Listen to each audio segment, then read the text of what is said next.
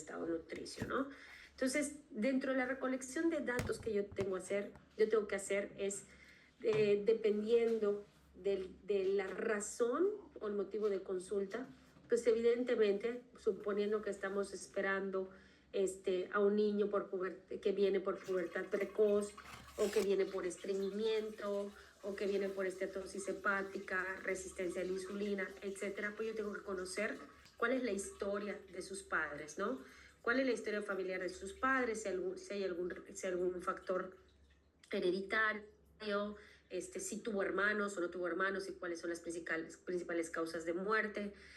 Por ejemplo, nosotros cuando tenemos un niño que recibimos con diabetes tipo 1, necesitamos saber la historia familiar del niño para conocer un poco más acerca de este nuevo diagnóstico. Necesitamos conocer también la parte de la situación económica y social que nos la va a ir diciendo el estilo de vida durante el desarrollo de la consulta, ¿no? Y evidentemente siempre hay que preguntar a qué se dedican los papás. Y muchos de ellos te contestan soy comerciante, ¿no? Es importante saber si el papá o la mamá están presentes al momento de la elaboración o al momento del consumo de los alimentos de sus hijos. ¿Por qué? Porque si en la consulta tu paciente va acompañado de sus papás, quienes no son los principales, perdón, un segundito, bajarle la temperatura a esto, que hay un poquito de calor. No son los principales cuidadores durante los tiempos de comida de los niños, entonces hay que invitar a la persona que participa en ello. ¿Qué pasa, no? Los papás muchas veces trabajan todo el día y no están durante esos tiempos de comida, y muchos de estos cuidadores primarios son los abuelos. Entonces hay que invitar a los abuelos a participar en la conducta, en la consulta, y hacerlos partes de, si no el éxito de todas las recomendaciones que hagamos, va a ser nulo. Una vez que ya recolectamos los datos de los papás, es también de suma importancia conocer la cronología del niño. No importa si tú estás teniendo un paciente de 14 años, tú tienes que saber en qué semana nació, tienes que conocer cuál fue su peso al nacer, cuál fue su talla al nacer. ¿Y esto por qué lo tengo que saber si ella tiene 14 años? Porque dentro de los motivos de tu consulta va a derivarse a algo del pasado, ¿no? Entonces, suponiendo, vamos a ver, que te llega un niño de 7 años con pubertad, diagnóstico de pubertad precoz. Uno de los datos que te puede dar lugar a la respuesta es que tenemos varias revisiones donde la evidencia nos dice que los niños que nacieron prematuros o con bajo peso para la edad gestacional son niños que a través de su catch-up o de su mecanismo de recompensación ante esa falta de término o bajo peso al nacer, lo que hace es que la acumulación o la formación de adipocitos pudieran dar lugar a una serie de mutaciones que podría dar una secreción adelantada de las hormonas productoras de la pubertad. Entonces, yo tengo que tener en cuenta a estos niños que fueron o nacieron prematuros y conocer cuál es su historia, y sobre todo saber si fueron niños que nacieron por la vía del parto natural o fueron niños con cesárea y por qué fue cesárea. Siempre hay que preguntar por qué fue cesárea, cuál fue la complicación. Conocer también cómo fue, si hubo lactancia o no, nos va a permitir identificar que estos niños, algunos de ellos, fueron niños alimentados con fórmula y tuvieron una mayor probabilidad de desarrollar ciertas alergias alimentarias, porque sabemos que los componentes bioactivos de la leche materna son protectores de todos los mecanismos de inmunidad para los posibles alergenos, ¿no?, que se pudieran presentar. Entonces, conocer la introducción de la alimentación complementaria nos permite determinar también el tema de la selectividad de los alimentos, porque la manera en que introdujeron los purés, cómo se fue dando esa transición de alimento picado, alimento machacado, alimentos sólidos, en qué momento se integró el niño a la alimentación de la familia. ¿Por qué? Porque luego encontramos niños de 2 años que están tomando más leche de la que tomaban en su primer año de vida y todavía consumen purés. Y estos niños, cuando nosotros los revisamos, porque aunque no somos odontólogos, tenemos que aprender a revisar la boquita. Entonces tenemos que detectar cómo está el lenguaje, cómo está el mecanismo orofacial, el maxilar, cómo es el momento en donde hablan, porque si estos niños se expresan con pocas palabras en el momento en que los vemos en la consulta, en este pequeño lapso de tiempo, estamos probablemente viendo niños que tuvieron alguna dificultad en la introducción de alimentos. Entonces, estos niños que vienen de 2 años o hasta de 3 años, que a veces llegan a la consulta y que toman una gran cantidad de leche, son niños que hacen siestas de 4 horas. Y eso me habla que un excesivo consumo de leche para la edad habla de que el calcio se vuelve un secuestrador del hierro y probablemente esté quelándolo y esté produciendo una anemia ferropénica. Entonces también tenemos que estar, bueno, ya tiene 3 años, ya no es un niño que hace siestas durante largo tiempo, no esperamos ello y su consumo es mayor. Entonces, al no haber transición correcta en las texturas, probablemente sea uno de los motivos por los cuales esté presentando una selectividad, ¿no? Entonces, conocer toda esta historia de la parte del niño nos va a permitir entender el presente y saber cómo lo vamos a abordar. Todo lo que es intolerancias y alergias son niños que muchas veces, que si tenemos alérgicos a la proteína de leche de vaca, que si tenemos niños alérgicos al gluten o alérgicos al huevo, muchos de ellos cuando no llevan un plan de alimentación equilibrado, son niños que son estreñidos, son niños de bajo peso, son niños de baja talla, que se está comprometiendo su desarrollo. Entre otras cosas que tenemos que nosotros conocer, quién prepara el alimento, quién lo cocina, cuál es la dinámica, qué complementos tiene la comida del niño, cómo se le ofrece, en qué tipo de plato, si se le da en un plato de Paw Patrol, o es un plato liso, o es un plato con división, el tiempo que le lleva a comer. Que dice, le lleva 2 horas, le puede llevar hasta 2 horas sentado y no termina. Entonces aquí hay que recordar que el tiempo estimado para un niño es de 30 minutos como máximo, porque después de esto el niño no va a querer comer, no va a haber poder humano que haga que el niño que coma. La señal de la saciedad ya llegó y ese va a ser siempre la realidad, ¿no? Entonces, cuando hablamos de un bebé que está en alimentación complementaria o de un niño que tiene una selectividad extrema, estamos hablando que unos 10-15 minutos aproximadamente es lo permitido para ellos, ¿no? Hasta los 30 minutos. El tiempo que les lleva a comer, que decíamos, si come solo o en familia, va a repercutir muchísimo, porque el niño come por modelaje, come por imitación. Entonces, eso realmente es uno de los éxitos de nosotros cuando damos los lunches, que nosotros enseñamos a comer a través del modelaje. Cuando los papás nos preguntan o me preguntan, oye Laura, ¿será que le pueda yo cambiar el huevo por otro alimento porque no le gusta? ¿O le pueda yo cambiar, por ejemplo, la uva por otra cosa? Una de las cosas que le digo a los papás es, si no tiene un registro de alergia, es importante no cambiarle el lunch porque no le gusta, porque creemos que no les gusta. Recuerden que ellos están aprendiendo a comer y por imitación ellos aprenden, y no hay mejor imitador que por parte de papá o mamá, ¿no?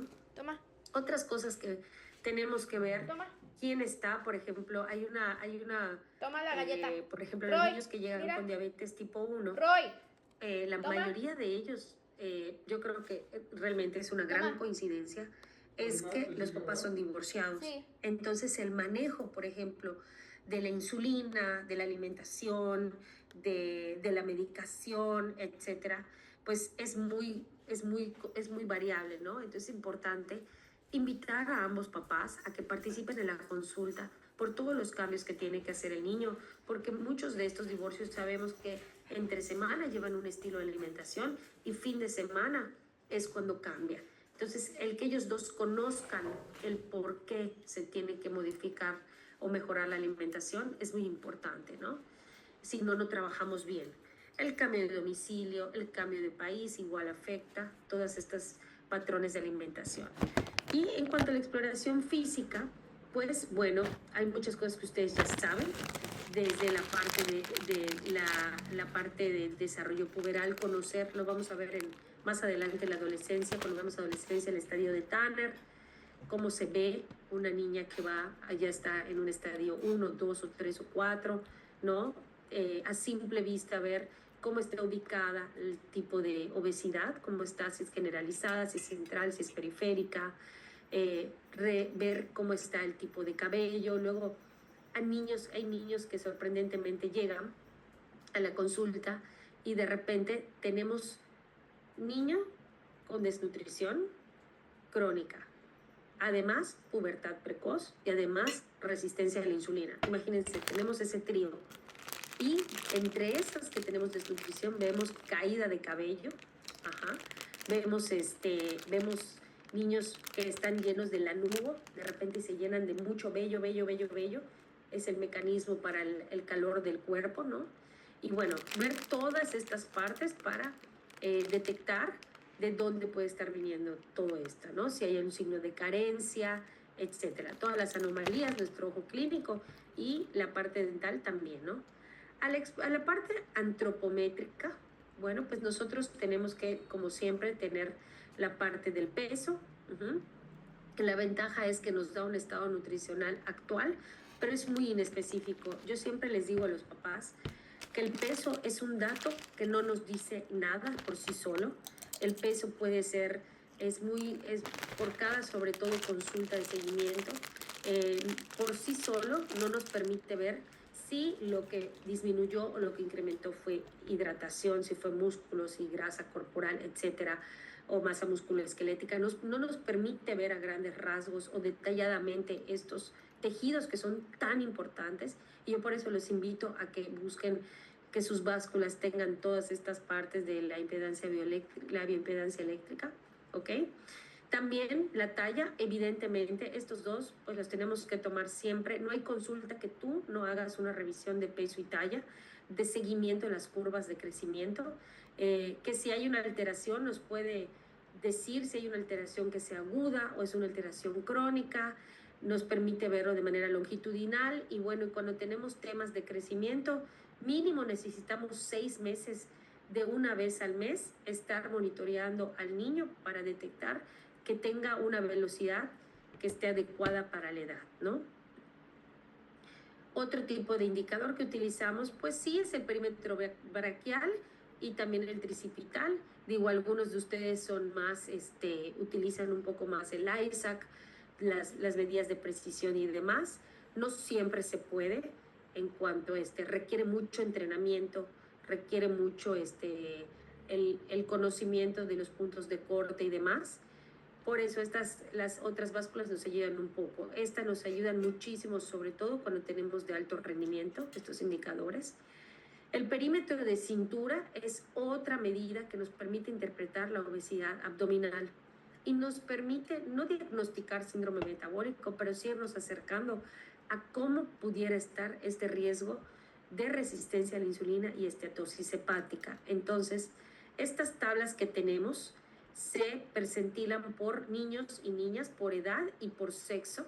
Y lo que hacemos es que cuando hacemos una medición entre la altura de las crestas ilíacas y la última costilla en la parte central, lo que hacemos es cuando inhala y exhala, tomamos la medición y suponiendo que el niño que tiene de 10 años una medición de 90 centímetros, cuando su límite es 81, si está arriba del percentil 90, entonces es un niño que tiene obesidad abdominal, ¿no? Lo mismo con las niñas, ¿ok? Entonces les invito nada más a que vayan haciendo un screenshot en la parte de las tablas. Vamos a hacer un ejercicio ahorita rapidísimo, ¿ok? Aquí le dan un screen o con su celular.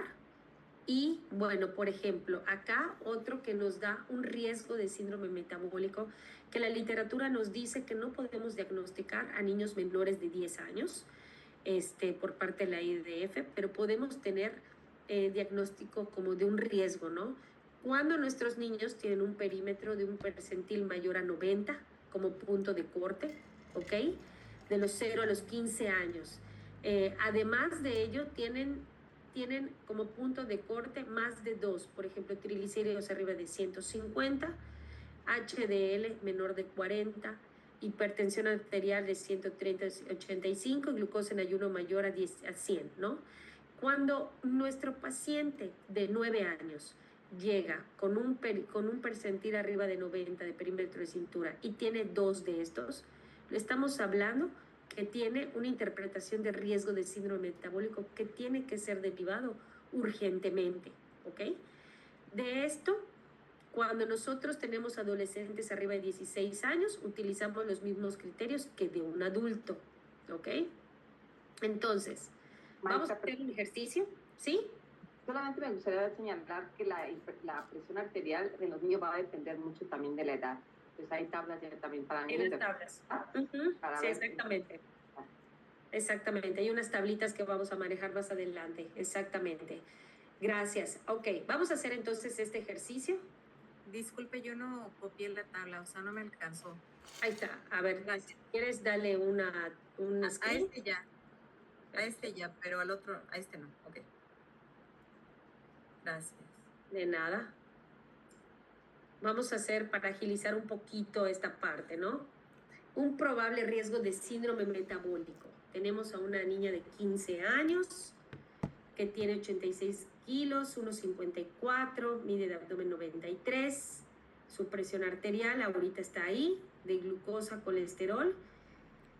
Ustedes díganme así a simples rasgos, algo muy rápido, si presenta o no probable síndrome metabólico o un riesgo que tiene que ser derivado. Pues la circunferencia de abdomen y el colesterol. El colesterol, bueno, dislipidemia. Colesterol. Y sobrepeso, ¿no? No, obesidad, creo. No, HDL va. A ver. HDL está bajo. ¿Qué otra cosa? Checamos ¿Tiene ella cuántos años? 15, ¿no? Tiene 15. ¿Cómo está su cintura? 93.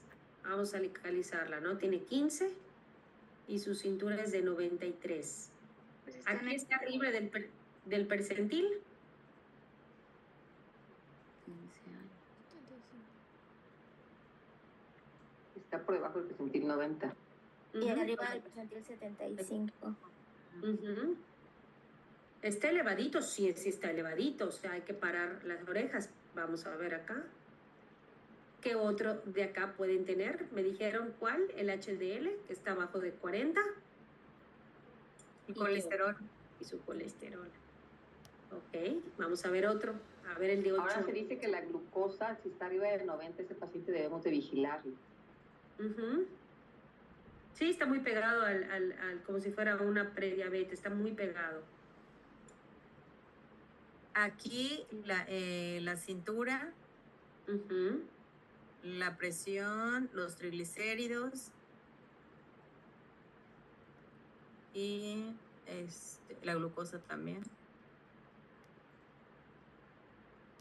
¿Qué opinan por ahí? Además de... ¿Quién estaba hablando, perdón? No te vi. Cambly. ¿Qué será? ¿Qué dicen? Su cintura tiene ella, es un masculino de 8 años. Vamos a ver. Definitivamente. Tiene acá un punto de corte. Con obesidad abdominal. Perdón. ¿Qué otro tenemos por acá que esté alterado? Triglicéridos. Triglicéridos 166. Y el HDL, es que no lo vi, ese no. Está en 45, no está abajo de 40. Pero, ¿qué otro tenemos como punto de corte? Tenemos acá, pues todavía la presión. No cumple con los 2 todavía, pero hay que también tener ojo, ¿no? Ahora, Si tenemos otro indicador que utilizamos igual, que es de indicador de riesgo cardiovascular, que es un tamizaje también que nos ayuda como conocer, es el índice cintura-estatura. Aquí lo que hacemos es medir esa cintura que ya evaluamos y lo medimos entre la talla en centímetros.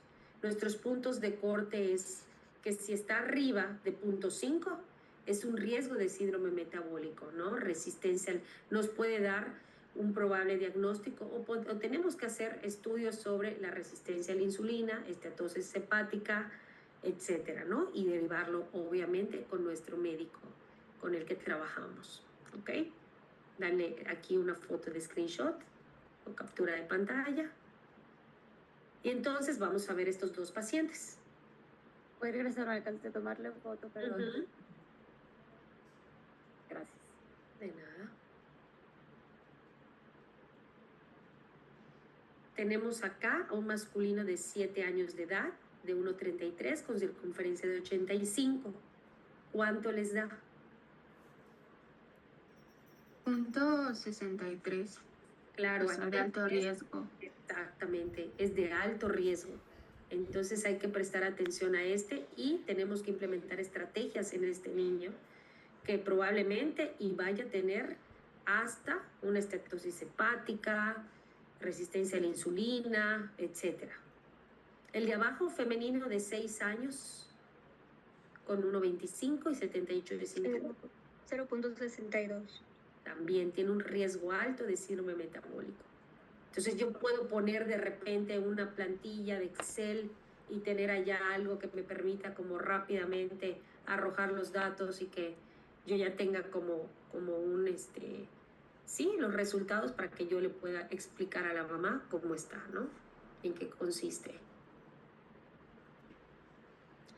Lo otro que vamos a pasar ahorita, vamos a ir nada más viendo la parte de la teoría, luego vamos a hacer caso clínico. Una vez que recogimos las medidas del paciente, es importante percentilarlos, hay que graficarlos, el peso para la edad, la talla para la edad, que principalmente van a estar en la etapa escolar, y que por supuesto el peso para la edad, pues sí, nos permite valorarlo hasta los 10 años, pero no nos distingue, como yo les decía, si es grasa, si es músculo, es hueso. Hay que tener un poquito de criterio igual, si es un niño que no hace nada de actividad física y cómo clínicamente se ve, incluso con las mediciones, a ver si es un niño que a lo mejor hace karate también, porque muchas veces los papás piensan que tienen sobrepeso o algo así, son niños que tienen más genética, o han generado masa muscular por el deporte, ¿no? Y por supuesto la talla para la edad, que nos permite identificar si hay una alteración en su crecimiento, ¿no? Y esta es como todas las necesitamos, no hay una que te diga por sí sola, pero es como para mí las más importantes, ¿no? Y por supuesto tenemos el índice de masa corporal, que nos permite ver desde una desviación estándar cuando hay sobrepeso, obesidad, y arriba de los percentiles, ¿no? Esto es cuando lo vemos así, y No, hay mucho controversia en qué tabla utilizar. Entonces, bueno, yo les voy a compartir de lo que he estudiado y de lo que me he capacitado, es que para mí las tablas más sensibles y las que más nos van a ayudar a darle un mejor seguimiento son las de la OMS. ¿Por qué no las de la CDC? ¿Y por qué las de la OMS? Las de la OMS fueron obtenidas a través de un estudio multicéntrico y fueron niños evaluados a base de lactancia materna exclusiva. Entonces, en todos estos países se vio que la tendencia de crecimiento con lactancia materna exclusiva era la idea, ¿no? El patrón de crecimiento, no importa si era de Brasil, si era de África y demás, el patrón era similar. En cambio, las de la CDC son gráficas de Estados Unidos con estudios a base de niños alimentados con fórmula. Entonces, eso nos hace como sobreestimar el peso, la talla y demás de los niños. Entonces, en lo personal, para mí, las que son más sensibles y las que son más, nos ayudan mucho en la consulta son las de la OMS. Pero cada uno de ustedes tiene su criterio. Entonces, les voy a dejar acá en el chat. Déjenme ver, no les veo por acá. Aquí les voy a poner. Esta es el link Pueden entrar ustedes al link de las tablas de la OMS. Y acá, vamos a ver. Entonces, por ejemplo, aquí ustedes ya logran ver que estamos prácticamente en los 3 indicadores que son peso para la talla para la edad, IMC. Y bueno, acá, por ejemplo, que nos permite ver, nos ayuda muchísimo a mostrárselo a los papás para saber cómo están sus hijos. Esto es muy importante graficarlos. Y una manera muy práctica de decirle a nuestros papás es, aquí nosotros vemos la edad con meses y aquí vemos la talla de su hijo. Entonces, si su hijo tiene 9 años con 6 meses, es como el famoso X y Y. Para quienes nunca han utilizado estas tablas, porque hay quienes de la mayoría de nosotros que no estamos relacionados con la pediatría, pues no las conocemos, ¿no? Entonces, suponiendo que la niña mide 1,35 y tiene 9 años, 6 meses, pues quiere decir que está en lo correcto, ¿no? Entre estas dos, siempre lo más cercana posible, ¿no? Una vez que está por arriba, entonces cuando empezamos a hacer diagnósticos y clasificaciones acerca de cómo va. El graficarlas y mostrarles a ellos cada consulta es muy importante. No importa el motivo por el cual haya acudido contigo, hay que mostrarles cómo va la tendencia de la gráfica. Si no, no podemos trabajar, y sea cual sea, incluso por ejemplo cuando trabajamos con los terapeutas ocupacionales que desarrollan todas estas habilidades de la alimentación en la terapia, tenemos que graficar para conocer los resultados de si está dando muy buenos pues sí, resultados, vale la redundancia, de lo que se está trabajando. ¿Ok? Sí lograron ver que les mandé el link, ¿verdad? Necesito que lo guarden. De todas maneras, les hice como un pequeño como librillo digital donde tengan todas donde tienen todas estas fórmulas y todos los indicadores para que les sea más fácil al momento de hacer sus casos clínicos. A ver, déjenme. Se logra ver otra vez, ¿verdad? Sí. Perfecto. Importante conocer también. Siempre la talla blanco familiar, talla media familiar, la vamos a encontrar en diferentes literaturas con otros nombres, pero importante conocer la talla de la madre más la talla del padre entre 2 menos 6.5 en niñas. El resultado final de esto es menos 6.5. Ajá. Y lo que nos dé es lo que nosotros tenemos que graficar para conocer si está yendo por el canal correcto el crecimiento de nuestro niño o nuestra niña, ¿ok? Sobre todo cuando vienen por diagnóstico para ver la talla baja o demás, ¿no? O cuando vienen igual para ver si hay un incremento rapidísimo en el peso, la talla, en el IMC, ¿no? Para poder trabajar anticipadamente con los niños sobre estrategias para bajarle un poquito a ello. ¿Qué sucede? Que muchas veces cuando nosotros vemos en estas gráficas de crecimiento que van muy aceleradas, muy por arriba de lo normal, estamos viendo que son niños que de repente consumen mucha carne, mucho, más allá de mucho carbohidrato, es mucha carne, mucho embutido, mucha salchicha, el huevo en grandes cantidades. Muchas veces ellos no comen otra cosa que no sea carne, son 3 huevos en el desayuno, más el vaso de leche, a veces es mucha leche entera, muchas veces al día, es mucha proteína animal. Entonces, cuando nosotros le bajamos mucho a concentraciones normales, una distribución más normal de la que consume, se desacelera este incremento en peso y talla, que muchas veces es lo que viene con el desarrollo de repente ellas cuando empiezan, es que acudí, me enviaron por parte de endocrinología para acá nutrición porque empezó a presentar vello en las axilas, vellos en el pubis, empezó a presentar olores, etcétera, ¿no? Entonces, conocer estas nos permite siempre estimar o trabajar hasta dónde debe llegar nuestro niño y si está yendo sobre los canales de su genética.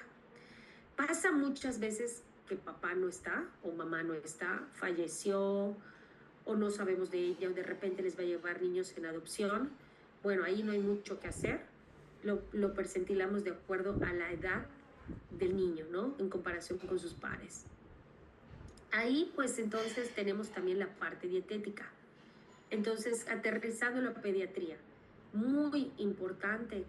Hay quienes utilizan el recordatorio de 24 horas. No está mal si estás en un lunes que lo estás revisando y a lo mejor el fin de semana quieres saber cómo es, pero nada como dieta habitual. Digo, cada uno el criterio que ustedes utilicen, pero la dieta habitual de saber más o menos en 3 días distintos aproximadamente qué se repite en el desayuno. Pero no es solo eso. Hay que tomar registro. ¿A qué hora se levanta? Desde ahí empezamos. De lunes a viernes que va a la escuela, ¿a qué hora se levanta? Esa es la primera pregunta que hacemos. Ok. Después de que se levanta, y las preguntas ustedes saben que no deben ser guiadas. Si nosotros decimos desayuna, estamos dando por hecho que la respuesta debe ser positiva para la mamá, sobre todo que se sienten como muy temerosas, ¿no? De si lo están haciendo bien o mal. Entonces preguntamos, ¿a qué hora se levanta? ¿Hay algún alimento que se consuma antes de irse a la escuela o hasta que llega a la escuela? No desayuna, ok. Entonces, no, sí desayuna, ok. ¿Qué desayuna? Me puede dar 3 opciones diferentes que le dé de desayunar. Y bueno, al final siempre es, ¿y qué toma? ¿Qué bebe durante ese desayuno? Y ahí se desarrolla, ¿no? Que si solo agua, que si no le gusta la leche, que si hasta ahí todo bien. Ya de ahí. Y el lunch, ¿a qué hora es? Eso es también muy importante. La hora del recreo o del lunch, preguntarles a qué hora es. Porque hay escuelas que cuando llegan los niños les ponen a las 8 de la mañana a tomar su lunch. No va a ser igual tu recomendación así el lunch es hasta las 10 o hasta las 11 de la mañana. Ya de ahí, de las 10, 11 de la mañana, si hay escuelas, por ejemplo, esta semana había un niño de Belice. Me decía la mamá que los niños de Belice salen a las 11:30 de la escuela, regresan a su casa a comer y regresan 12:30 para continuar hasta las 2 de la tarde. Pero es importante conocer los hábitos, no podemos dar por sentado que son iguales, ¿no? ¿A qué hora es el almuerzo? O si es un lunch, o si es comida, diferenciar esos términos, ¿no? Para mí en Yucatán, almuerzo es la hora de la comida, las 2 de la tarde. A lo mejor para el centro de la República o el norte, el almuerzo será un lunch y la comida es otra. Hay que distinguir un poco de estos términos, ¿no? Y la cena, saber a qué hora es, qué se hace. Pero, ojo, lo más importante es qué hay en este espacio de tiempo. ¿Qué está haciendo el niño? ¿Y qué come? Pues no, aquí está en casa, ¿ok? ¿Y qué en la casa? ¿Qué hace en la casa? Pues tarea y pues nada. Entonces aquí es donde tenemos que marcar una actividad que si no puede ser pagada o no puede ser que los papás lo lleven, hay que implementar una estrategia en casa para que el niño tenga una actividad física. Eso es lo que nosotros tenemos que hacer, esas sabias recomendaciones, ¿no? Y saber a qué hora cena y cuál es su última cena. ¿Qué es lo que hemos visto? Una relación inmediata entre cenas muy nocturnas con una gran carga de proteína que se relaciona con resistencia a la insulina, ¿ok? Entonces, y una probable diabetes tipo 2. A todo que le llamamos crononutrición, que también lo vemos desde el embarazo, estas dietas que son estas cenas que son muy nocturnas para las mujeres embarazadas, 11 de la noche, y que son muy pesadas, hemos visto que la predisposición a diabetes tipo 2 es mucho, a diabetes gestacional es mucho mayor. Entonces les estaré dando también unos documentos para que vayan leyendo ahí la revisión científica de cuál es la relación entre una y otra, pero es muy importante los horarios. No solo es que se come, sino los horarios, ¿no? El consumo de todos estos productos, ¿qué deficiencia hay? ¿Cuál le falta de todos estos? ¿No está consumiendo vitamina D? Entonces yo la tengo que dar. ¿Y qué pasa si la familia vive en una parte de la República donde no hay acceso al pescado o donde no hay economía para comer el pescado? ¿Qué estrategias voy a usar para suplementarlo, no? Y obviamente conocer todo este tipo de estos alimentos que son poco saludables, ¿no? Conocer la frecuencia del refresco. Muchos de ellos no te van a decir que toman coca, muchos de ellos no te van a decir que toman té, algunos sí se van a decir Arizona y demás, pero tener en cuenta que todos estos alimentos que contengan cafeína, lo que hacen es que estas sustancias, también así como lo hace el excesivo consumo de leche, que el calcio captura el hierro, lo que hace todas estas, la taurina, la cafeína y demás, capturan el calcio y entonces hay una dificultad para desarrollar la talla de los niños, ¿no? Independientemente de todo lo que conlleve, además de eso, a nivel metabólico. Pero por lo menos en la talla sí hay que prohibir todo lo que tenga un consumo de... Les encanta a esta edad, empiezan a tomar mucho té, mucho Nestí, mucho Arizona. O sea, por algo nuestros abuelos o nuestros papás nos decían, no sé, para niños. Bueno, pues sí hay una justificación, ¿no? Y bueno, la cantidad exacta que deben de comer y demás. Estos son algunos que les puede ayudar para quienes no tienen un acercamiento, por ejemplo, a lo que es los lípidos, etcétera. Entonces, por ejemplo, nos ayuda un montón, tómenle un screen, este tipo de tablitas para saber qué tan aceptable está, ¿ok? De acuerdo a la edad, los triglicéridos, etcétera, qué tan altos, qué están aceptables. Acuérdense que también incluso para la mujer embarazada no son iguales los límites. Cuando un análisis bioquímico nos da de manera general, no nos diferencia en muchas ocasiones a qué etapa de la vida pudiera ser, entonces siempre nos dan algo general de adulto. Nosotros tenemos que tener a la mano qué es normal y qué no es aceptable, ¿no? Entonces, por ejemplo, acá también tenemos de hemoglobina, hematócrito, volumen corpuscular medio, etcétera. También les puede ayudar mucho como, bueno, les llegue un laboratorio para conocer qué tan bien o qué tan, o cuando llegan de una alta, incluso, llegan de una alta porque tuvieron algún problema de sangrado por úlcera, y el gastroenterólogo nos lo envió para saber cómo está iniciando con su hemoglobina, etcétera. Ahí le toman otro screen, otra captura. Y otro que nos ayuda a complementar también, que muchas veces sí solicitamos nosotros en nutrición, pero otras ya se nos adelantan como mucha ayuda a la parte de los médicos, es la parte de radiografía del carpo, que es la manita izquierda que nos permite saber cómo va la maduración ósea, si está retrasada o corresponde a la edad. Y esto nos permite relacionarla con la edad cronológica del niño, ¿no? O sea, saber, como dice acá, si la talla baja familiar va acorde a la edad cronológica y a la maduración, para saber si realmente va con la genética, está como se presenta esa radiografía del carpo, esa maduración ósea, o si está con respecto a, es un niño a lo mejor de 7 años, pero su radiografía del carpo nos dice que su maduración ósea es de 5.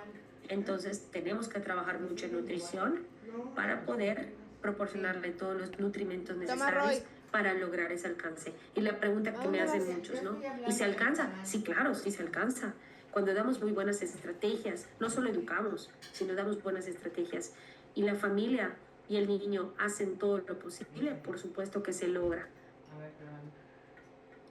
La otra que tenemos, pues bueno, hablando de las recomendaciones ya de energía que vamos a dar en la etapa escolar, cómo hacer nuestros cálculos de macros, micros y demás, nos basamos mucho en el Institute of Medicine y en la FAOMS. Y acuérdense que cuando yo voy a hacer una recomendación de la cantidad de energía que tiene que comer un escolar, tengo que tener en cuenta, número 1, si es niño o es niña. Número 2, qué edad tiene. Número 3, cómo se encuentra actualmente en salud. ¿Es un niño que está dentro de su rango de crecimiento? ¿Es un niño que está por debajo? ¿Está por arriba? ¿Hay algo que lo está...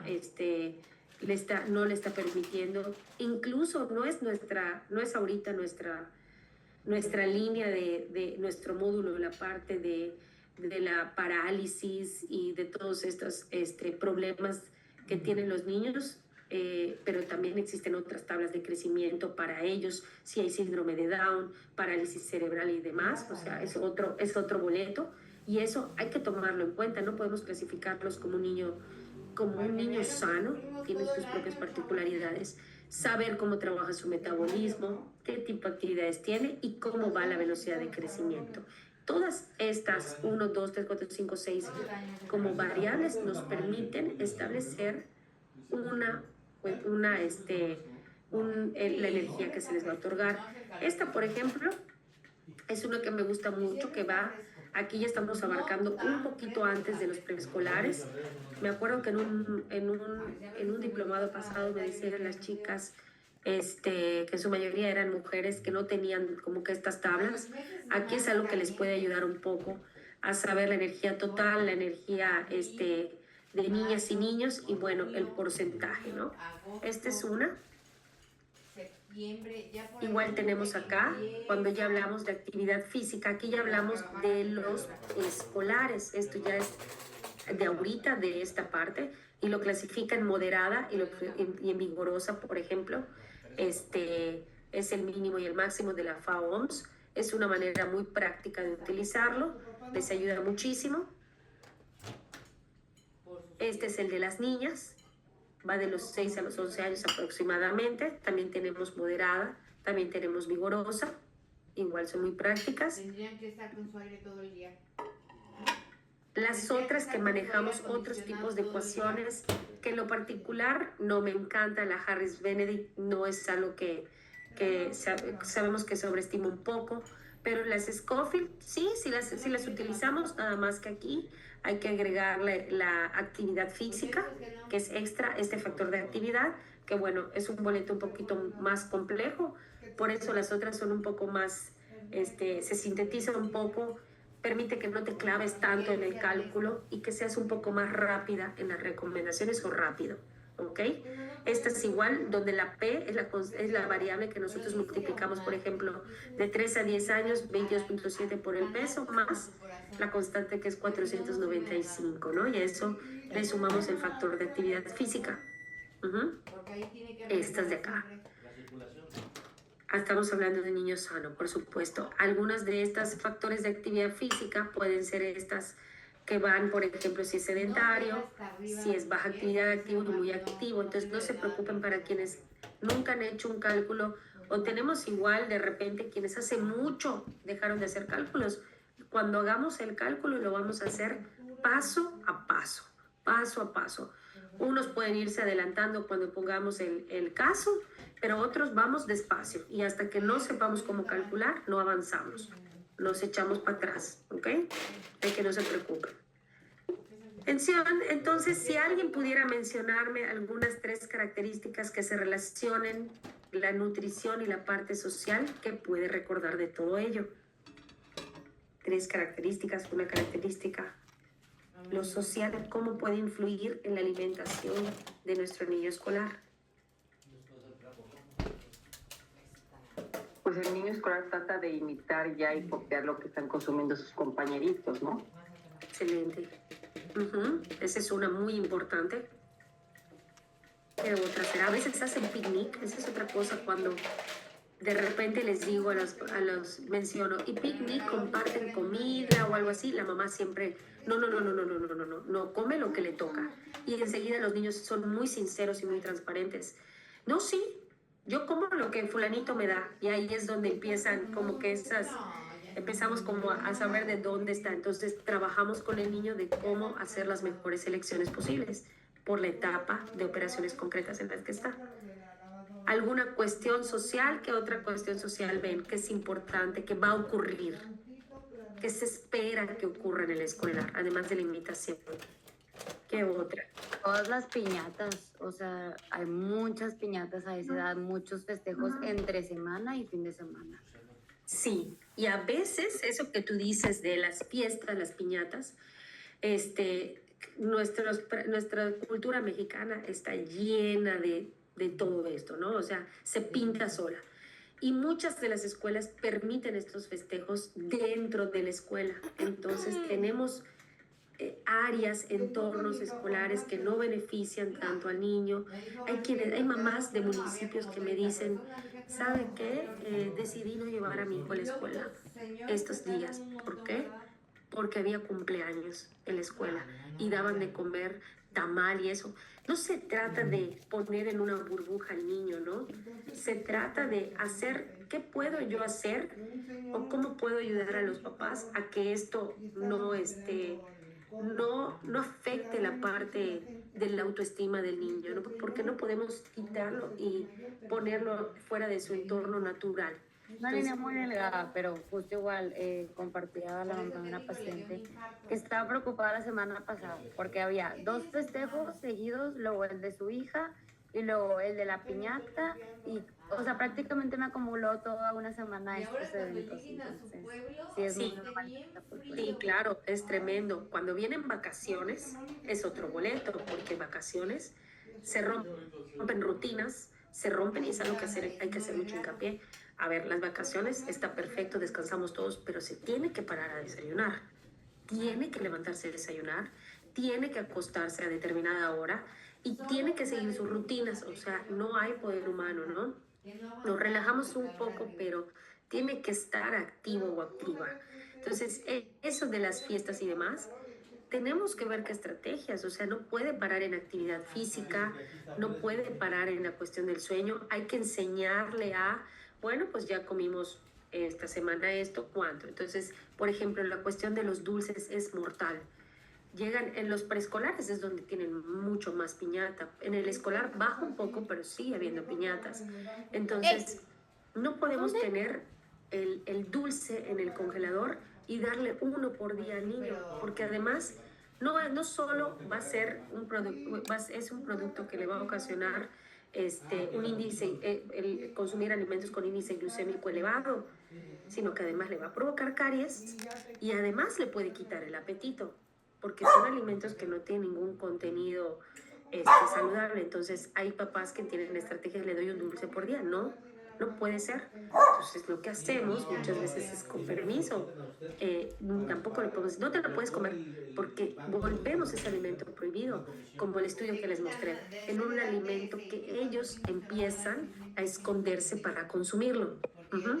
Entonces hay que sacar de casa muchos de estos productos que si se están acumulando, pues con permiso, darlos a repartirlos en otros lugares donde no le haga daño a nuestros hijos, ¿no? Bien, la otra es características físicas esperadas del escolar. ¿Qué se llevan de esta primera parte acerca de las características físicas? ¿Qué voy a esperar de este escolar? El crecimiento va a ser acelerado, el crecimiento va a ser sostenible, se va a sostener, va a disminuir. ¿Cómo va a ser esto físico? ¿Cómo espero yo encontrar en la parte de sus movimientos?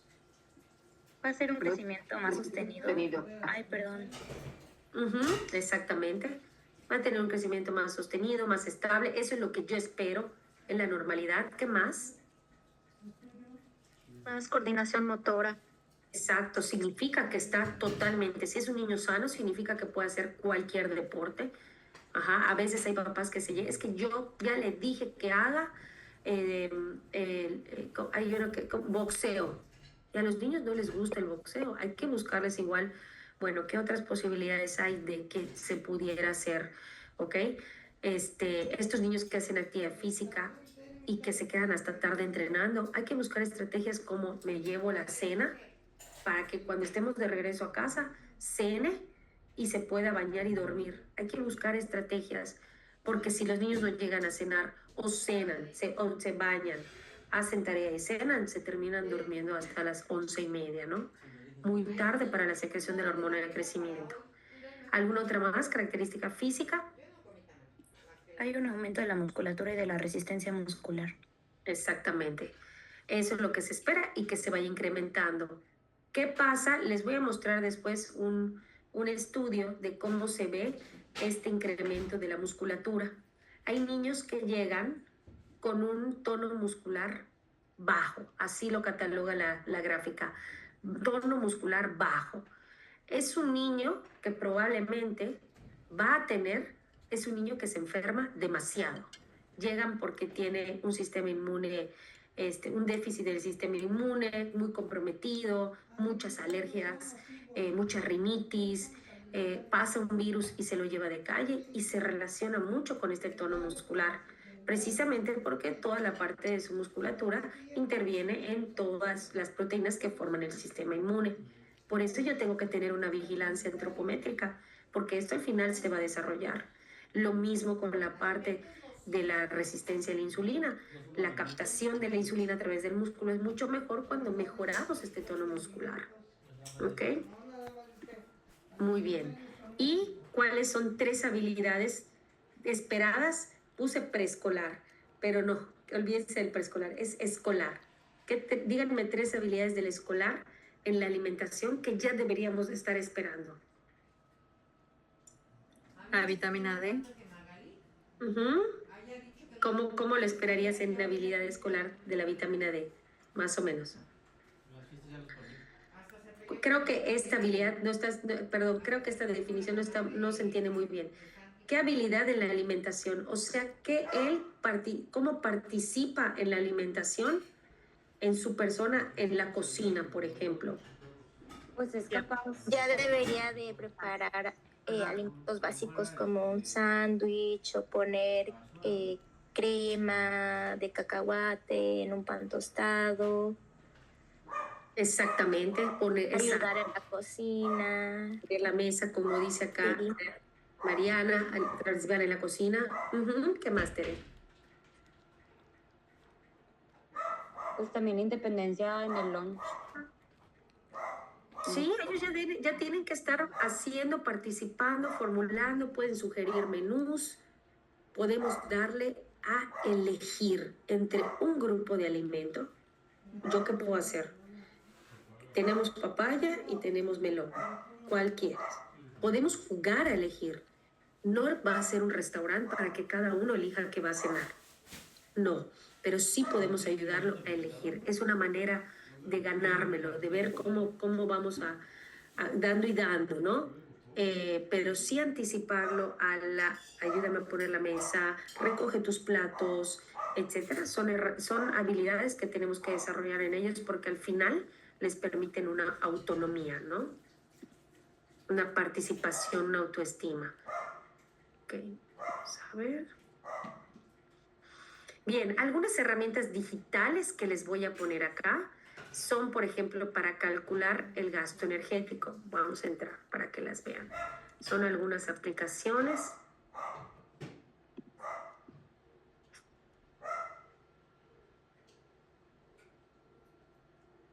Logran ver que dice acá Sociedad Española de Gastroenterología Hepática y Hepatología y Nutrición Pediátrica. ¿Se logra ver? Sí. Sí, a ver. Aquí dice herramientas profesionales. Por ejemplo, aquí de repente encontramos aplicación nutricional. Y aquí está chéverísimo. Vamos a ponerles el link de una vez. Se los pongo de una vez. Hay muchísimas, tenemos un montón de aplicaciones que podemos tener en el celular y demás, muchas apps. No nos vamos a atrasar mucho en eso, pero ustedes acá, por ejemplo, pueden poner por sexo, hombre, mujer, fecha de nacimiento, etcétera. Podemos poner la antropometría que tengamos, la velocidad de crecimiento, por ejemplo, nos la saca y nos permite saber cómo va, porque la velocidad de crecimiento es una fórmula que ponemos entre la medición, la talla previa y la talla actual y nos permite saber cómo va, si está creciendo adecuadamente conforme a su genética y demás. Nos permitimos colocar aquí algo de composición corporal y bueno, aquí nos pueden lanzar la de la OMS, nosotros ponemos la actividad física, la OMS o Scofield o Harris Benedict y ustedes pueden determinar cuál quieren utilizar, cuál se relaciona mejor con su paciente, ¿ok? También tenemos acá la de la presión arterial y tenemos también antropometría de los niños más pequeños. Tenemos también acá esta gráfica que se llama Intergrowth, que es para niños prematuros, ¿ok? Para bebés prematuros que nos permite, pues, hacer Utilizad pues ya una edad corregida. Acuérdense que ustedes debieron de haber visto en los módulos anteriores que en los prematuros se utiliza edad corregida. Sí lo vieron, ¿verdad? Sí. Ok. Eso hay que tenerlo muy presente, ¿no? Ah, no ¿Sí? estoy segura si vimos la corregida. Perdón, contesté desde lo que sabía, pero no sé si lo vimos. Ok, gracias, gracias. Tenemos parálisis cerebral también que pueden utilizar acá con la longitud de la parte superior de brazo y demás. Estas gráficas, síndrome de Down, les ayudan un montón. Se puede descargar en Excel y demás, está chéverísima. Guarden allá la aplicación, ¿no? Para que puedan utilizarla. Vamos a ver. Continuamos. Creo que no la vimos. ¿No se ve?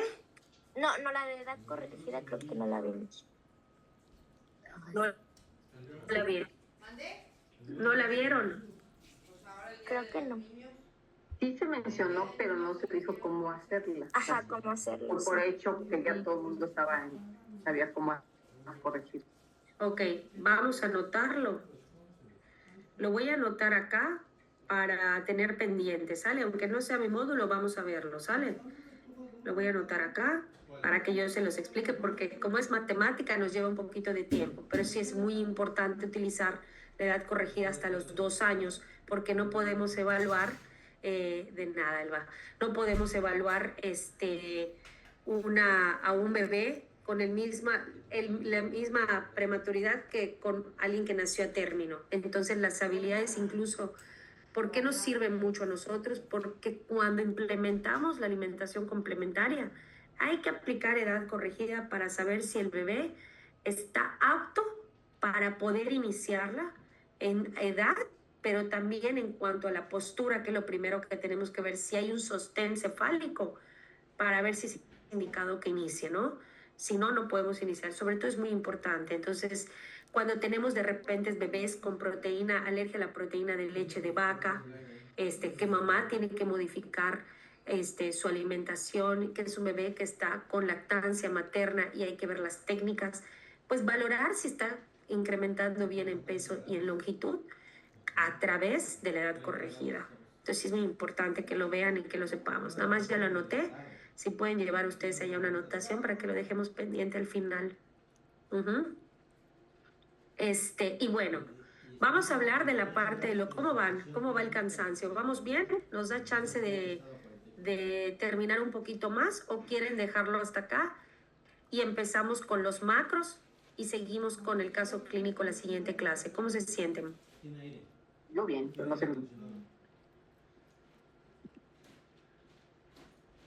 Lo que ustedes quieran, pero la mayoría, sigo un poquito más.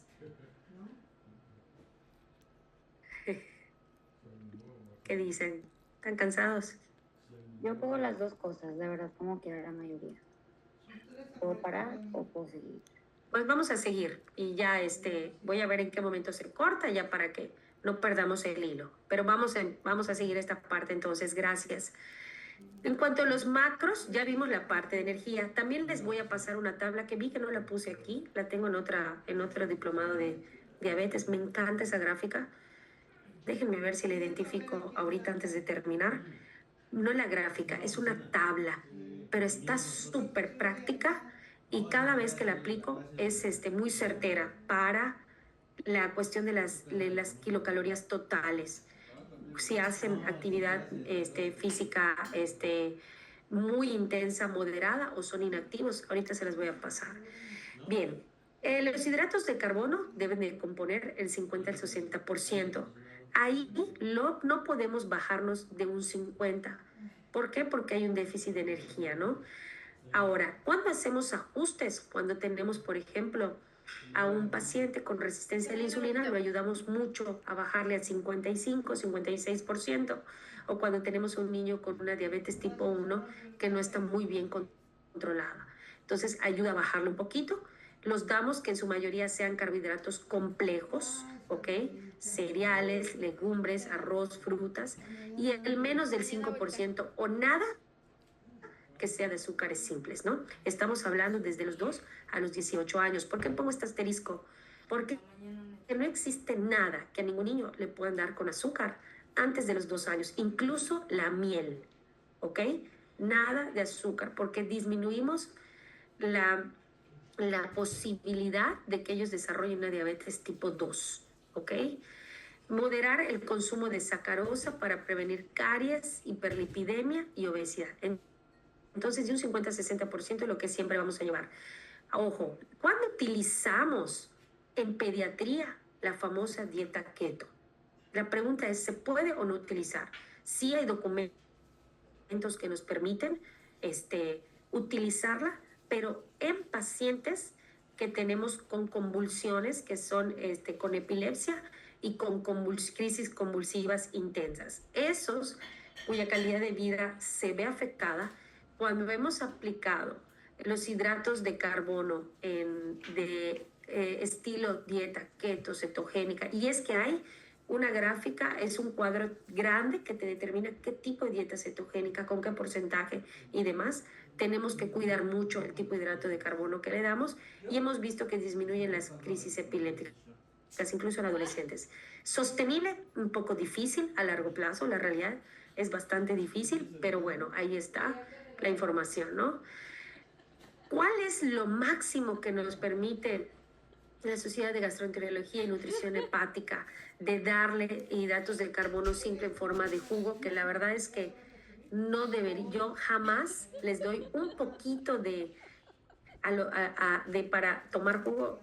Hay que ser un poquito estrictos en eso. Sabemos que son niños, pero de verdad les digo, los niños son tan resilientes, son como un libro que se arranca uno la hoja, vuelven a empezar, no están fregados como nosotros los adultos que ya hicimos y deshicimos de nuestro cuerpo. Los niños no, ellos son capaces de acostumbrarse a tomar diariamente agua, y solo cuando el evento lo permita es la parte del jugo, ¿no? Cuando son de 4 a 6 años, permiten que sea de 120 a 180 mililitros máximo por día.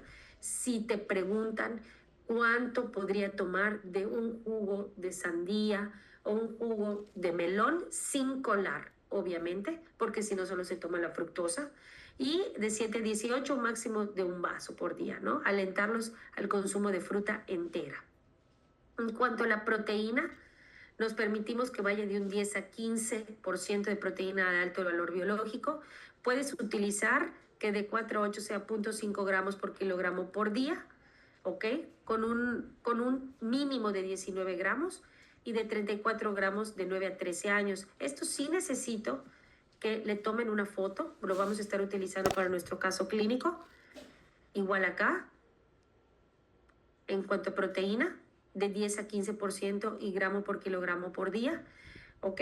Y las ingestas excesivas, tenemos que cuidar que esta proteína excesiva de la leche movilice el calcio de los huesos, ¿no? Que sea desfavorable. Es lo que yo les decía, es lo que vemos mucho en la consulta, niños que tienen muy baja talla, de repente vemos que hay un excesivo consumo de leche, y cómo se ven sus gráficas, el peso muy alto y la talla muy baja, ¿no? Son niños o bebés que consumen demasiada leche. ¿Puede ver la diapositiva previa a la proteína, profesora? No. Perdón, no la escuché. La previa antes fuera del jugo. ¿Esta de acá? Ajá, y la otra también, la anterior. Esta de acá. Esa. Ah, muy bien. ¿Cuánto es lo que les dijeron que puede consumir de onzas de leche un bebé hasta el año de edad?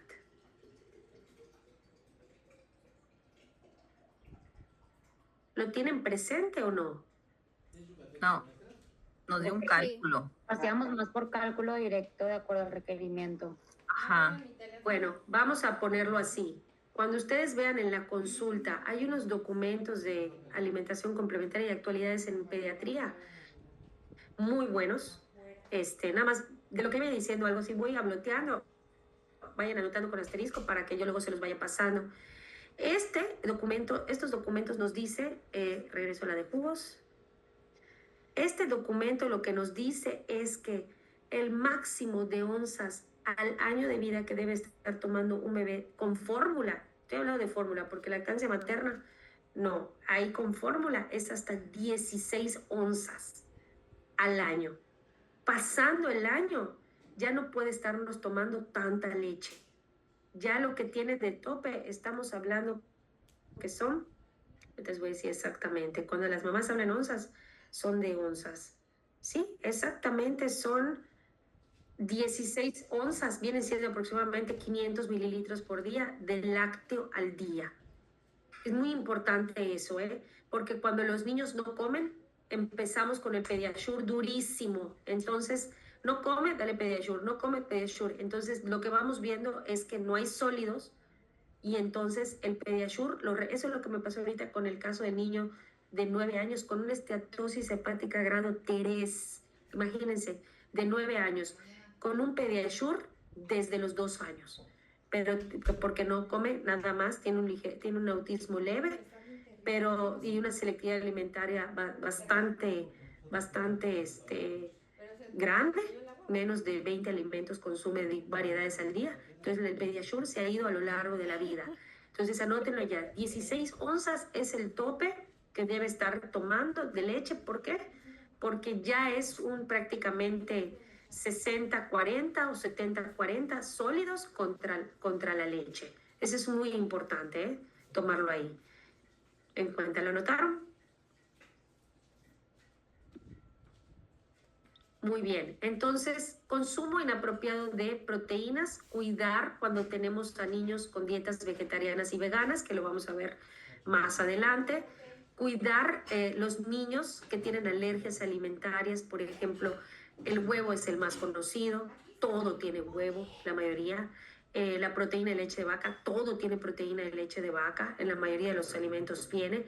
Entonces hay que cuidar que los cálculos sean adecuados para que los niños alcancen este adecuado consumo de proteína, ¿no?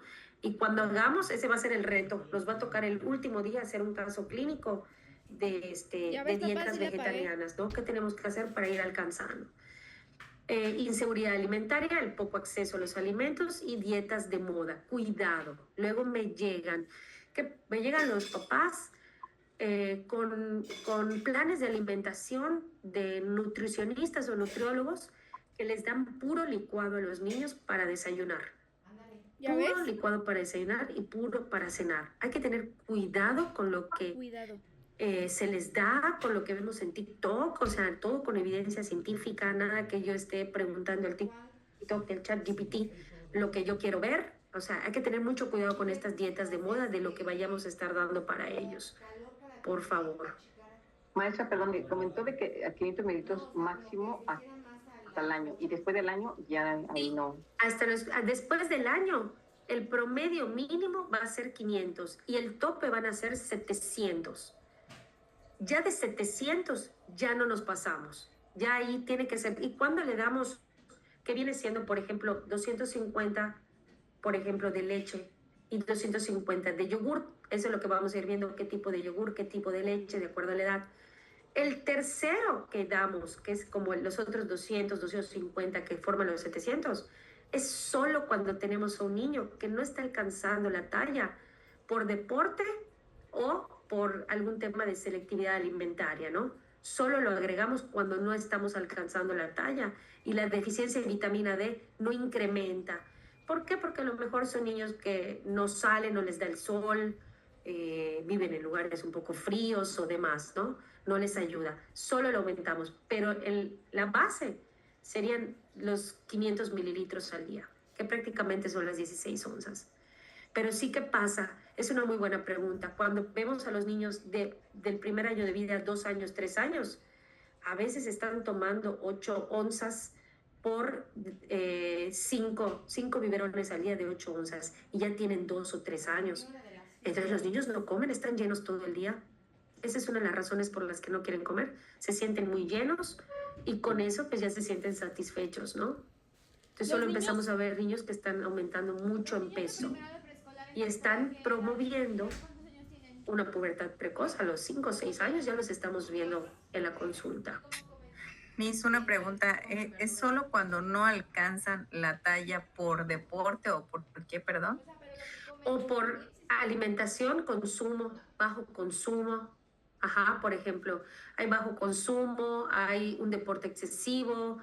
Normalmente le vamos a dar esa tercera dosis, o la tercera de leche o yogurt. No recomendamos más porque sí hay estudios que cuando llegan al litro promovemos un cáncer de mama a largo plazo. Pero el ¿En estándar qué año siempre empiezan a déjenlos comer con solos? 2. Y vamos a ver cómo le hacemos en el cálculo dietético. Vamos a empezar a jugar Pero con es en esto, la escuela que con comen. esta plataforma para que lo vayan viendo. Yo sé que algunos de ustedes ya tienen Excel o utilicen su propio programa calculador, pero lo vamos a ir haciendo acá. Y van a ir viendo Pero cómo lo que ellos tendríamos llevan, que se lo comen. alcanzar. ¿Por qué? Porque acá más adelante lo voy a poner. Ahorita voy a llegar, ahorita llego al calcio, ahorita les voy a decir por qué es tan importante. Ahorita llego al calcio. Las grasas, importante fuente de proteína, a diferencia, fíjense, de la etapa preescolar, fíjense cómo era su distribución. Ustedes eran de 30 a 35, les debieron de haber dicho. Todavía la parte del primer año de vida era un 40% de grasa que requería el bebé. Ahorita baja, vean cómo baja. Y de hecho, físicamente, entre el preescolar y el escolar, ¿cómo se ven?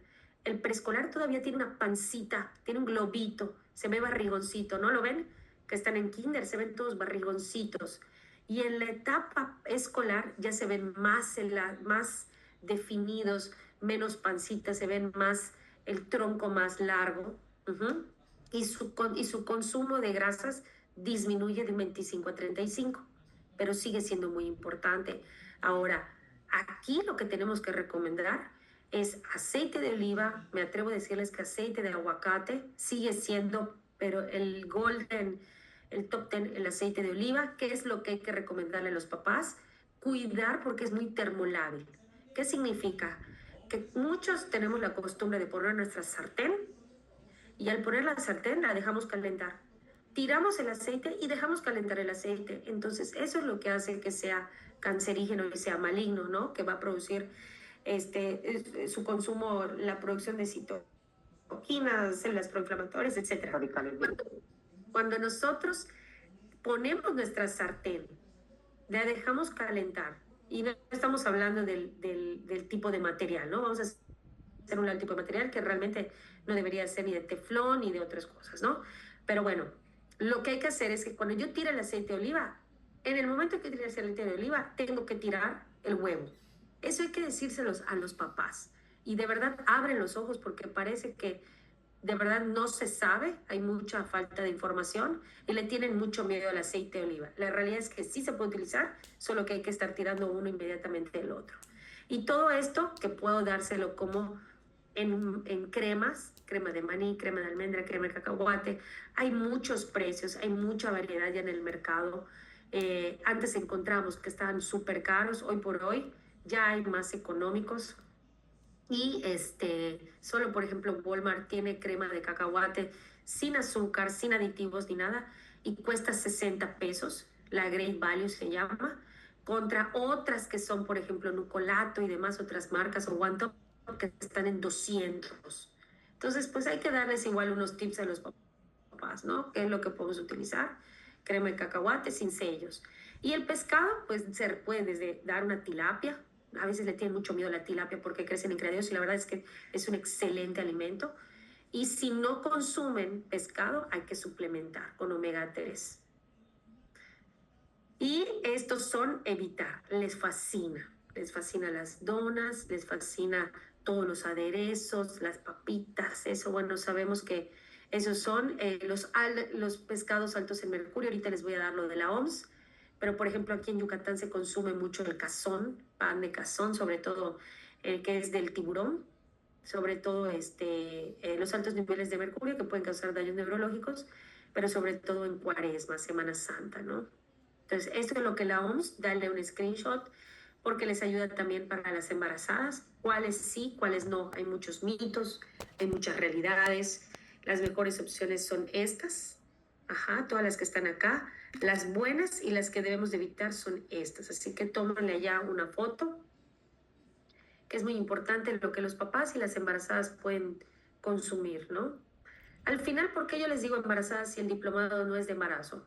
Pues sí, pero acuérdate que toda la programación metabólica viene desde la parte de la concepción viene desde antes del embarazo y todo lo que nuestros papás están por comer modifica toda esta parte de la genética, ¿no? Entonces las mujeres embarazadas también están incluidas en el paquete.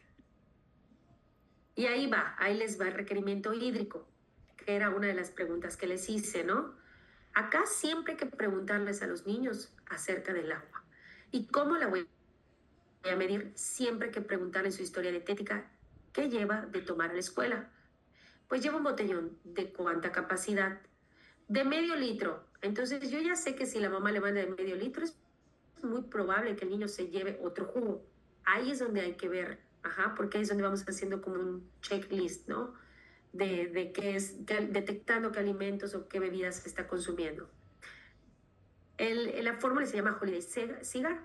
Y bueno, para niños de 11 a 20 kilos, yo empiezo sumando de base 1000 mililitros y por cada kilo por arriba de 10, o sea, si el niño ya pesa 11 o 20, entonces arriba de 10 kilos empiezo a multiplicar 50 por ejemplo, si el niño tiene 12 kilos, yo voy a multiplicar por arriba de 10 por cada kilo, voy a multiplicar 2 por 50.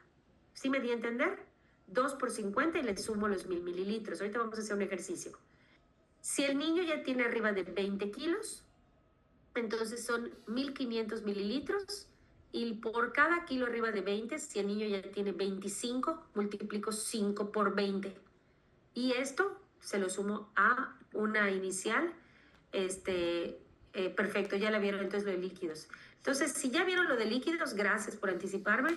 Vamos a hacer el siguiente ejercicio y ustedes me dicen. Femenino de 7 años con un peso de 33. ¿Pueden sacar, porfa, cuál es su contenido hídrico, su requerimiento?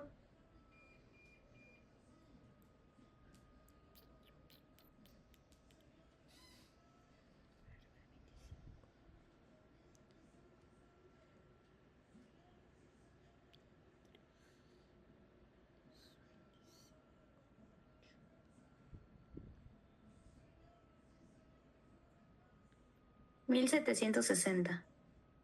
Ok, 1760. Vamos a ponerlo acá. Ok, a los demás les dio lo mismo. ¿Lo sacamos? Vamos a sacarlo para que no haya dudas. Muchas gracias. Ok, entonces, si nos dice acá, ¿cuántos pesa? 33. Entonces aplica esta. ¿Cuántos kilos ya se pasó de 20? Si tiene 33. 13. Entonces inicia con 1500 mililitros más 20, entonces por el 13, ¿ok? Así es como se debió de haber multiplicado, para que le quedó duda, y le dio 1760. ¿Estamos bien todos? ¿Estamos todos yendo a la par? ¿Bien? Es importante que estemos, si alguien tiene duda me dice. Luego les da pena y cuando no salen las matemáticas, como que les da pena. Que no les dé pena. Aquí nadie les conoce ni les ve. Así que puede hacer cualquier pregunta. Bien, vamos entonces a regresar. Ya que ya saben ese, ya no me detengo tanto. Ahora, importante la distribución. Bueno, ya me dijiste cuánto de macros, cuánto de proteína, lípido y grasa. Ok, ya saben la primera parte. Tu distribución del día, muy importante. Ok, desayuno te tiene que dar de un 20 a 25%. La norma, hay un acuerdo de lineamientos acerca de los lunches escolares. Nos dicen que el lunch debe de ir de un 10 a un 15%, que es lo que vamos a distribuir en nuestro caso clínico. La comida debe ser la mayor, puede ir de 30 a 35. Una colación sería muy ideal, sobre todo si son deportistas, y la cena un 25%. No lo llegamos a tanto, ¿por qué? Porque no vamos a cargar tanto la cena con proteína. Tiene que cenar sí o sí, ¿ok? Aquí le toman un screen. Y a este le llamamos el plato para comer saludable para niños para Harvard. Es de Harvard. A mí me encanta esta imagen porque a los niños les permite entender, va más dirigido a los niños, les permite como visualizar que tiene que tener su plato, ¿no? Significa que, si se fijan, pues les permite ver el plato del bien comer. Sí lo entienden a esta edad, pero llega a ser hasta cierto punto un poco difícil. Y este se parece mucho al plato de bien comer, pero es un poco más animado, ¿no? Les permite ver que hay comidas, vegetales, tiene que comer granos integrales, proteínas, aceites como aceite de oliva o el cacahuate que les gusta, su agua y lácteo, que es lo único que le debería el niño tomar, y mantenerse activo. Te lo recomiendo mucho. El otro es algunas de estas que se consiguen que en NutriTools o en algunas páginas de internet donde se venden estos, también los pueden tener muy dinámicos físicamente. Les encanta ver las réplicas a los niños, les gusta ver esta parte de los platos con división, les permite visualizar cómo deben comer. ¿Ok? Aquí igual hay una MyPlate. Es otro, por ejemplo, que acaba de cambiar en Estados Unidos, pero es parecido al anterior, que permite como dividir esta parte de sus alimentos en grupos, ¿no? Es otro también. Y bueno, vamos a llegar hasta acá porque vamos a terminar con algunos problemas nutricionales que son como muy enfocados. Por eso vamos a hablar un poco más adelante de la parte de los lácteos, del calcio y demás. Cuál es la importancia de los problemas nutricionales, que seguramente algunos en su consulta ya ven y son repetitivos. Y lo vamos a dejar hasta acá. A mí me quedó un poquito de duda porque dijo, bueno, la fórmula hasta 500 mililitros al año, y después del año. Después del año continuamos con 500 mililitros. Sí, continuamos. Y eso lo llevamos hasta la etapa adulta, ¿eh? Hasta el adulto mayor lo llevamos.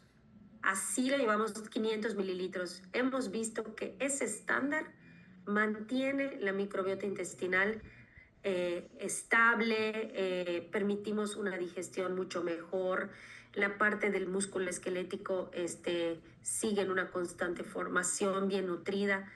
Entonces, del primer año de vida hasta el final de nuestros días, 500 mililitros.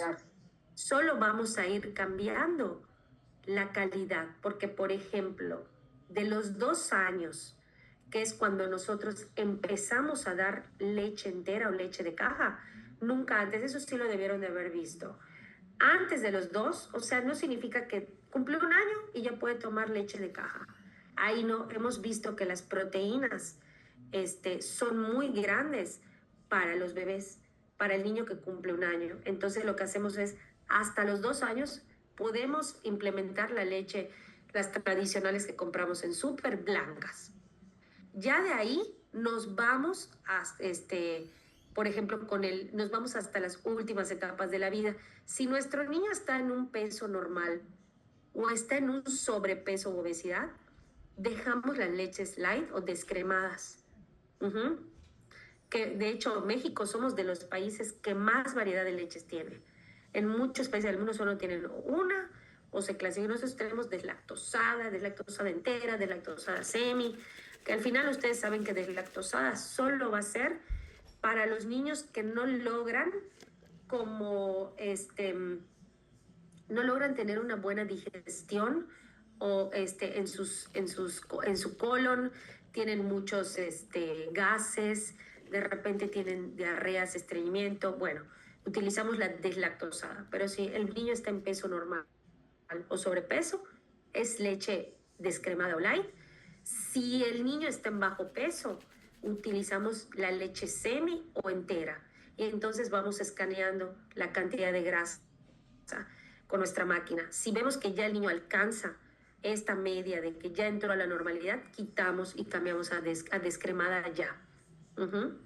Esta es una manera. Ahora, yogur griego solo se utiliza hasta los 7 años de edad, nunca antes, porque las proteínas son muy grandes todavía para ellos y puede provocar un incremento acelerado de la secreción de hipófisis hipotálamo hacia las hormonas liberadoras de la pubertad, que provocan la pubertad. Entonces, yogur griego solo hasta los 7 años. Yo de repente veo que la alimentación complementaria les están dando yogur griego y entonces ahí hay que tener mucho cuidado. Maestra, una duda. Dijo que no le puede. Antes de los 2 años no se recomienda, más que es preferible o que están con pecho o que tienen, definitivamente se va a aprovechar mucho una fórmula. Porque O sea, la por fórmula ejemplo, con Canan 3, un ejemplo. es correcto. Porque tienen ay, se me escapó el nombre. Tienen se me escapó el nombre, el HMO. Ok, gracias, maestra. Sí, Era nada más. tienen los probióticos, Probióticos. sí, exactamente, les ayuda mucho más. Son mucho mejores estas que las sigan hasta la etapa 2. Una vez que llegaron a la 2, hasta los 2 años. Una vez que llegan a los 2 años, emigro ahora sí a una leche normal. Ya no es necesaria la fórmula de la etapa 3. De 1 a 2 años, ¿por qué no darle la leche entera, refiere? Porque se ha visto que puede provocar anemia por sangrados de tubo digestivo. Eso es lo que hemos visto en los estudios. Entonces empezamos a ver sangrados y cuando llega con el gastro y hacen los estudios, ya hemos visto que puede provocar y empiezan a presentar anemia. Entonces ya no las damos hasta después de los 2 años. Y eso tiene no mucho tiempo. Eso cambió más o menos en el 2023, esos estudios. Maestra, una pregunta. En el caso, bueno, ahorita usted mencionó que no se les debe dar yogur griego a los niños. Pero, hasta los 7 años. Uh-huh. Hasta los 7 años, justo. Y el otro día estuve viendo, bueno, ahorita como que está en mucha tendencia el uso del kefir. Ajá. Y eso también puede ser utilizado, ¿no? Porque sí he visto demasiadas mamás que lo están recomendando para justo su alimentación complementaria de los niños hasta la edad escolar. Entonces, mira, sí, es una tendencia lo que está exactamente, Carla. Fíjate que hay muchas mamás que lo hacen en casa. Entonces, al final, el kefir y el yogurt, cuando tú lo haces en casa con tus búlgaros, es con leche entera, pero no está hidrolizado, no está nada. Entonces yo les digo, porfa, no, porque como está hecho, es tan natural que lo hacen muchas veces en casa. La leche entera, por el tamaño de sus proteínas, puede provocarles lo mismo el sangrado. Entonces yo les digo, no, omítanlo. Uh-huh. Una cosa, yo he notado que el kefir, yo lo compré en Costco, ya obviamente hecho, no tengo mis búlgaros, ¿no? Pero es muy ácido. Uh-huh. Es muy ácido y a mí, en lo personal, a mí sí me lastimó hasta los dientes, o sea, sentía que me dolían los dientes, es muy ácido. Entonces, no sé si eso sea el problema porque tengan el sangradito también los niños que son muy chiquititos, porque pues sí, también en el estómago pues te llega pesadito. O sea, yo ya no lo seguí consumiendo porque es muy ácido. Sí, realmente es muy ácido. Sí, es muy, de verdad, cuando me dicen, se pueden tomar los preescolares, por ejemplo, está súper recomendado porque les alivia mucho el estreñimiento, pero ya su capacidad gástrica ya está madura, ya les permite tolerar ese nivel de acidez, esa cantidad de proteína, esa cantidad de todo, ¿no? Ya están más maduros. Nosotros ahí ya sí, digan lo que me digan, les digo, dejen hasta los 2 años, es preferible y nutricionalmente mejor por todo lo que contiene. Hoy por hoy una lechita, si la mamá continúa con lactancia materna, está perfecto. Solo ahí vamos metiendo el yogur, porque el yogur pues ya está parcialmente hidrolizado, bueno, tiene otras formas, ¿no? En su procesamiento que son más tolerables y les encanta a la microbiota intestinal y eso les ayuda un montón. ¿Y qué yogur sería recomendado para los...? Pues mira, a mí me gusta mucho, está el Danone natural sin azúcar, está también el Lala natural sin azúcar. Vamos a verlos Les hace súper bien. ¿Lo logran ver en mi pantalla? No se ven. Ay, perdónenme, ya no les dejé de compartir. Estos, por ejemplo, Danone natural sin azúcar, su fermentado y demás es muy noble. Y obviamente la cantidad va con respecto al mes, ¿no? 1, 2 cucharadas, 2, 4. ¿Cuándo se confunden las mamás cuando dan Danone griego natural sin azúcar? Es una reventada al intestino del bebé. Pero estos ya los venden hasta chiquititos. Es una muy buena opción, ¿no? Cuando yo hablo de, también puede ser Danone natural sin azúcar. Igual viene Uh-huh. También viene Pero luego las mamás, no sé de dónde lo escuchan, pero lo ven esto y les dan esto. Eso es lo que les digo, la moda. Hay que tener mucho cuidado con ello. Igual el yogur griego no va a ser igual si yo a mi escolar, que él tiene dificultades para ir al baño, le doy a que yo le dé tiene más leche entera que Uh-huh. Tiene, por ejemplo, aquí en la mermelada, trae ya azúcares añadidos. Uh-huh. Y cuando tengo a un niño que está saliendo de un síndrome de colon irritable, empezamos con cuando es un escolar, porque es deslactosado. Pero al final tiene que evolucionar a uno como Uh-huh. No siempre se pueden quedar con deslactosado. Tenemos que hacer que funcione completo su cuerpo. Maestra, también voy a buscar el artículo, pero también estaba leyendo que la maltodextrina viene como endulzante en algunos productos y también eleva la glucosa y también no es recomendable en pacientes con diabetes, ya sea tipo 1 y tipo 2. Es correcto, sí, hay que cuidar y leer bien las etiquetas. Sí, es correcto, sí eleva la glucosa. Sí. Hay que cuidar. Entonces, esos que vienen como que con fruta o de fresa o de durazno, a veces contienen maltodextrina, entonces son recomendables. Exacto, hay que leer bien la etiqueta. Habíamos leído, yo trabajo con una ingeniera en alimentos y soy su fan número 1 porque ella me estuvo revisando hace 2 años, no sé cómo ahorita. Sigo compartiendo pantalla, ¿verdad? ¿O ya lo eliminé? La vemos a usted nada más. A ver, vamos a ver. A ver, es yogur.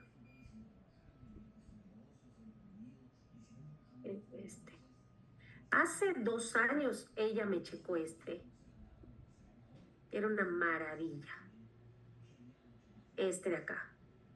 Me revisó, no sé, ustedes saben que es muy, muy dinámica la etiqueta nutricional y cambia. No lo he checado ahorita. Me revisó estos que es sin azúcar y no trae aditivos y cosas así. Sí es verdad que cuesta un poquito trabajo, pero les invito a que lo vayan probando. Lo venden así y lo venden en una curiosidad, estilo así. Vamos a ver si lo encuentro por acá. Era unos vasitos súper, lo venden así, bebible. Y eran estos vasitos coquetos. Estos para lunch. Están súper buenos. Hasta hace 2 años checamos muy bien etiqueta y todo. Tendría yo que volver a checar con ella este viernes, que la veo a ver cómo detecta si ha cambiado o no. No es lo mismo tiene una etiqueta que dice sin azúcar añadido y tiene tapa roja. De hecho, no vienen de kilo, venden de 900 gramos. Uh-huh. Pues muy bien, vamos a terminar para que se vayan a descansar. Espero que hayan aprendido algo, un poquito. Vamos a estar trabajando mucho yo sé que es muy pesada la teoría, pero estaremos ya haciendo nuestros casos clínicos para ahora sí aterrizar toda esta parte. ¿Sale? Pues muy bien. ¿Sí? Muchísimas gracias a ustedes por estar aquí. Muchas gracias. No, gracias. Gracias. No, gracias a ustedes, sobre todo por participar. Que tengan linda noche, linda tarde. Nos vemos el jueves.